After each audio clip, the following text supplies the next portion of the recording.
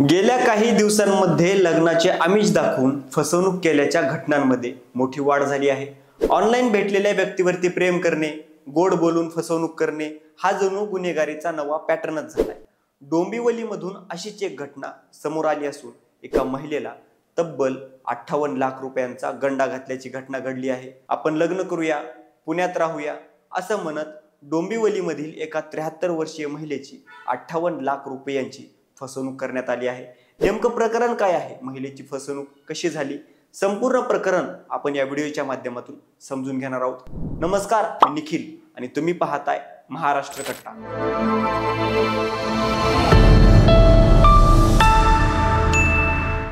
मुंबईमधील डोंबिवली परिसरामध्ये एक खळबळजनक घटना घडली असून एका 73 वर्षीय महिलेची प्रेमामधून फसवणूक झाल्याची माहिती उघड झाली आहे। आरोपीने महिलेला आपण लग्न करू आणि पुण्यात एक घर घेऊ असे सांगून विश्वासात घेतले। पुण्यात घर घेण्यासाठी पैसे लागणार होते म्हणून महिलेने तिचे मुंबईमधील दुसरे घर विकले आणि 35 लाख रुपये आरोपीच्या हवाली केले। पण आरोपीने घर घेतलेच नाही, फक्त बनावट कागदपत्रे दाखवली आणि फसवणूक केली। त्याने महिलेकडून 57,40,000 रुपये किमतीचे सोने आणि रोख रक्कम बळकावली। महिलेला आपली फसवणूक झाल्याचे लक्षात आले। त्यानंतर महिलेने पोलिसांमध्ये तक्रार दाखल केली। फसवणूक करणाऱ्या आरोपीचे वय 63 वर्षे आहे, तर प्रेमातून फसवणूक झालेल्या महिलेचे वय हे 73 वर्षे आहे। फसवणूक करणाऱ्या आरोपीने स्वतःचे नाव अनुज तिवारी याचे सांगितले होते। महिलेने तक्रार दाखल करत असताना त्याचे नाव व पत्ता खरा आहे की नाही हे माहीत नसल्याचं सांगितलंय। पीडित महिलेचा मुलगा परदेशात राहतो। कुटुंबात दोघेच असल्याने महिला एकटीच आपल्या डोंबिवलीमधील घरामध्ये राहते। विरंगुळा म्हणून सोशल मीडियाचा वापर करताना महिलेची काही लोकांशी ऑनलाईन ओळख होते आणि त्यातील एका प्रोफाईलचे नाव असते अनुज तिवारी। महिलेची तिवारी सोबत ओळख वाढायला लागते। दोघांमध्ये रोजचे बोलणे सुरू होते आणि भेटीगाठी होतात। जवळीक वाढायला लागल्यानंतर त्यापुढे ते दोघे जण दररोज भेटायला लागतात आणि प्रेम प्रकरण सुरू होते। जवळीक वाढल्यानंतर काही दिवसांतच तो माणूस अचानक महिलेच्या घरी राहायला येतो। महिलेला लग्नाचे वचन देतो।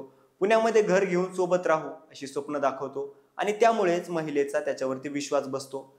अनुजने हळूहळू महिलेचे सगळे व्यवहार, आर्थिक आणि सगळेच व्यवहार आपल्या हातामध्ये घेतले होते।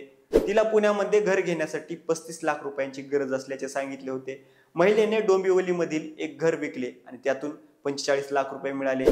त्यापैकी 35 लाख रुपये महिलेने त्याला दिले। त्यानंतर त्याने खरेदीच्या खोट्या पावत्या दाखवल्या आणि महिलेला घर घेतलं आहे असं सांगितलं।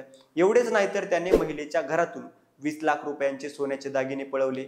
महिलेच्या ATM कार्डवरून 2.5 लाख रुपये काढले आणि याची महिलेला भनकही लागू दिली नाही असं पोलिसांनी सांगितलंय। त्यानंतर तो महिलेला टाळायला लागला। त्याचा महिलेला कधीतरी फोन यायचा। काही दिवसांनंतर त्याने महिलेला फोन करणे बंद केले। महिला फोन करायची पण त्याचा फोन बरेच दिवस लागत नव्हता। महिला परेशान झाली आणि महिलेने आपले कपाट तपासले। आत बघते तर काय, सगळे दागिने गायब होते। त्यानंतर महिलेने विष्णुनगर पोलीस स्टेशनमध्ये तक्रार दाखल केली। महिलेच्या सांगण्यानुसार पोलिसांनी त्या व्यक्तीविरुद्ध फसवणूक आणि चोरीचा गुन्हा दाखल केला। पोलीस पुढील तपास करत आहेत, परंतु आरोपीची ओळख अजूनही पटलेली नाही। सध्या सायबर गुन्ह्यांमध्ये वाढ तर झालीच आहे, परंतु प्रेम आणि प्रेमाच्या आमिषामधून घडलेल्या गुन्ह्यांचे प्रमाणही भयंकर वाढलेलं आहे अशी माहिती विष्णुनगर पोलीस स्टेशनचे वरिष्ठ पोलीस निरीक्षक संजय पवार यांनी दिली आहे। त्यात 73 वर्षांच्या महिलेची प्रेमामधून फसवणूक होणे ही नक्कीच चिंताजनक बाब आहे। तुम्हाला या प्रकरणाबद्दल काय वाटतं हे कमेंट करून नक्की कळवा आणि अशाच माहितीपूर्ण व्हिडिओसाठी महाराष्ट्र कट्टाला सबस्क्राईब करायला विसरू नका। धन्यवाद।